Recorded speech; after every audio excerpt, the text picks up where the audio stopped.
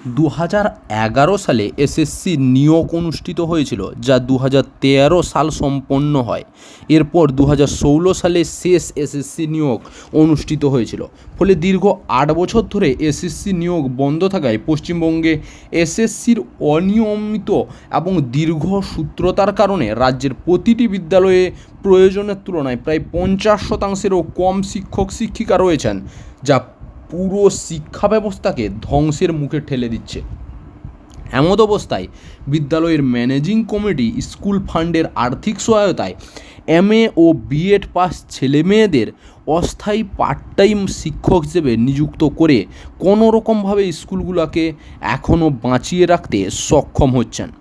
সবথেকে বেশি ভয়াবহ পরিস্থিতি দেখা দিয়েছে উচ্চ মাধ্যমিক বিদ্যালয়গুলিতে, যেখানে উচ্চ মাধ্যমিক স্তরের বেশিরভাগ সাবজেক্টেরই কোনো স্থায়ী শিক্ষক নেই। তাই উচ্চ মাধ্যমিক কাউন্সিল বিদ্যালয়ের ম্যানেজিং কমিটির পার্ট টাইম শিক্ষক শিক্ষিকাদেরকে দিয়েই উচ্চ মাধ্যমিক স্তরের চূড়ান্ত পরীক্ষার খাতা দেখিয়ে থাকেন।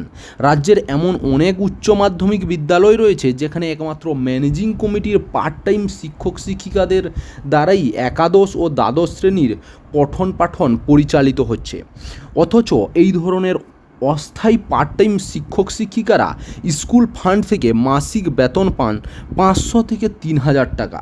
স্বাধীন ভারতবর্ষে এই সভ্য সমাজে যা অকল্পনীয়।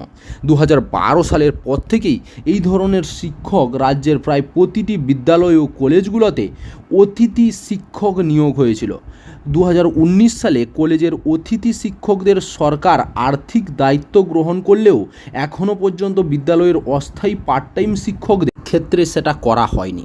North Bengal part time teachers welfare অ্যাসোসিয়েশনের পক্ষ থেকে 4 জন প্রতিনিধি বিকাশ ভবনে স্কুল এডুকেশন ডিরেক্টরেটের কমিশনের সঙ্গে দেখা করতে গেলে কমিশনার দেখা করতে রাজি না হওয়ায় কমিশনারের দরজার সামনেই তারা ধর্নায় বসে পড়েন।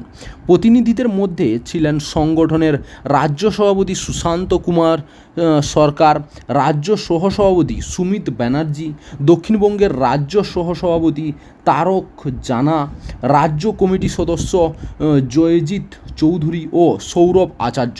তাদের অবস্থান তুলতে প্রথমে পুলিশ, তারপরে লেডি পুলিশ পাঠানো হয়। শেষ পর্যন্ত বিদ্যালয় শিক্ষা কমিশনার সংগঠনের 2 জন প্রতিনিধির সঙ্গে আলোচনা বসতে বাধ্য হয়।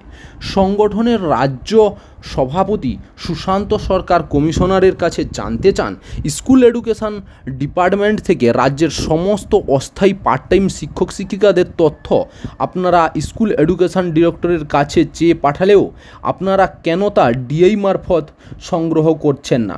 শিক্ষা কমিশনার জানান, যেহেতু তারা নিয়োগ করেননি সেহেতু কোনো ম্যানেজিং কমিটি অস্থায়ী পার্ট টাইম শিক্ষক শিক্ষিকাদের তথ্য তারা সংগ্রহ করতে পারবেন না।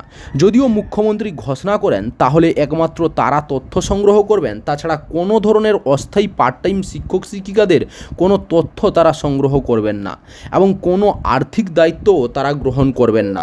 সংগঠনের পক্ষ থেকে রাজ্য সভাপতি বলেন, সরকারি যদি বিদ্যালয় ম্যানেজিং কমিটির অস্থায়ী পার্ট টাইম শিক্ষক শিক্ষিকাদের আর্থিক দায়িত্ব গ্রহণ না করে এবং তাদের কাজের 60 বছর পর্যন্ত স্বীকৃতি প্রদান না করা হয়, তাহলে দ্রুত রাজ্যের প্রতিটি বিদ্যালয় থেকে ম্যানেজিং কমিটির সকল অস্থায়ী পার্ট টাইম শিক্ষক শিক্ষিকাদের জরুরিকালীন ভিত্তিতে বের করে দেওয়ার বিজ্ঞপ্তি জারি করা হোক।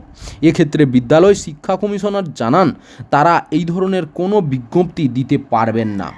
প্রত্যুত্তরে সংগঠনের সহসভাপতি সুমিত ব্যানার্জি কমিশনারকে বলেন, সরকার সব জেনে শুনে এভাবে স্বাধীন দেশে বন্ডেজ লেবারের মতো অস্থায়ী পার্ট টাইম শিক্ষকদের দিয়ে খাটাতে পারবে না। হয় আপনাদের আর্থিক দায়িত্ব নিতে হবে, না হয় রাজ্যের সকল ম্যানেজিং কমিটির অস্থায়ী পার্ট টাইম শিক্ষক শিক্ষিকাদের বের করে দেওয়ার বিজ্ঞপ্তি প্রকাশ করতে হবে। আন্দোলনকারীদের দাবি, কমিশনারের উত্তেজিত হয়ে বলেন, সরকার তো এটাও জানে মদ খেয়ে মানুষ নেশাগ্রস্ত হয়, মারা যায়, তাই বলে কি সরকার সেটা বন্ধ করে দিয়েছে নাকি? অস্থায়ী পার্ট টাইম শিক্ষক শিক্ষিকাদের দিয়ে রাজ্যের বিদ্যালয়গুলিতে পরিচালিত হচ্ছে সেটাও সরকার জানে, তাই বলে কি সরকারকে তাদের বের করে দিতে হবে নাকি? এর প্রত্যুত্তরে রাজ্য সভাপতি সুশান্ত সরকার কমিশনকে জানান, আপনারা এ ধরনের কুরুচিকর মন্তব্যে আমরা ধিক্কার জানাচ্ছি এবং আপনাদের এই স্বৈরাচারী মনোভাব এবং অমানবিক শোষণের বিরুদ্ধে আমরা বৃহত্তর আন্দোলন গড়ে তুলব এবং রাজ্যের প্রতিটি বিদ্যালয়কে আমরা অচল করতে বাধ্য হব।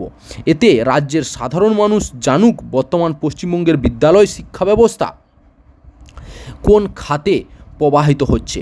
North Bengal part time teachers welfare অ্যাসোসিয়েশনের পক্ষ থেকে দীর্ঘ আন্দোলন ও ডেপুটেশন কর্মসূচির মধ্য দিয়ে মাননীয় মুখ্যমন্ত্রী মহাশয়কে ও মাননীয় শিক্ষামন্ত্রী মহাশয়কে স্মারকলিপি প্রদানের পর সিএমওর অধীনে গত বছর বিকাশ ভবনে স্কুল এডুকেশন ডিপার্টমেন্টের সমগ্র রাজ্যের ম্যানেজিং কমিটির সকল অস্থায়ী পার্ট টাইম শিক্ষক শিক্ষিকাদের আর্থিক দায়িত্ব স্কুল ফান্ডের পরিবর্তে সরাসরি সরকারের দ্বারা গ্রহণের বিষয়ে দুটি ফাইল তৈরি হয়েছিল, কিন্তু স্কুল এডুকেশন ডাইরেক্টরেট কমিশনারের ম্যানেজিং কমিটির অস্থায়ী পার্ট টাইম শিক্ষক শিক্ষিকাদের তথ্য সংগ্রহ করে তা স্কুল এডুকেশন ডিপার্টমেন্টকে প্রদান না করায় ফাইল দুটি আজ পর্যন্ত কার্যকর হয়নি।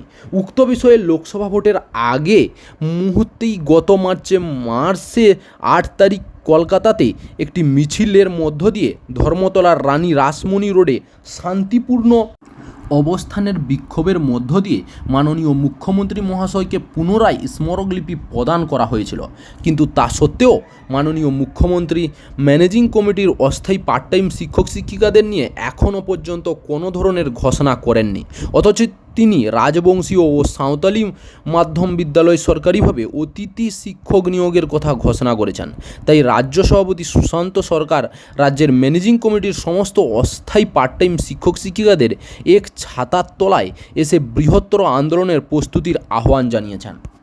চাকরির খবর থেকে শুরু করে নিয়োগের খবর থেকে শুরু করে ঝড় ঝঞ্ঝা, দেশ বিদেশ, রাজ্য, জেলা এবং আপনার শহরের খবর একটা চ্যানেল আমাদের newsbangla.com-এ সবার আগে আপনারা পেয়ে যাবেন। তাই চ্যানেলটাকে অতি অবশ্যই সাবস্ক্রাইব করে পাশ থেকে বেল আইকনটা ক্লিক করে অল নোটিফিকেশন অন করে রাখুন। জয় হিন্দ, জয় ভারত।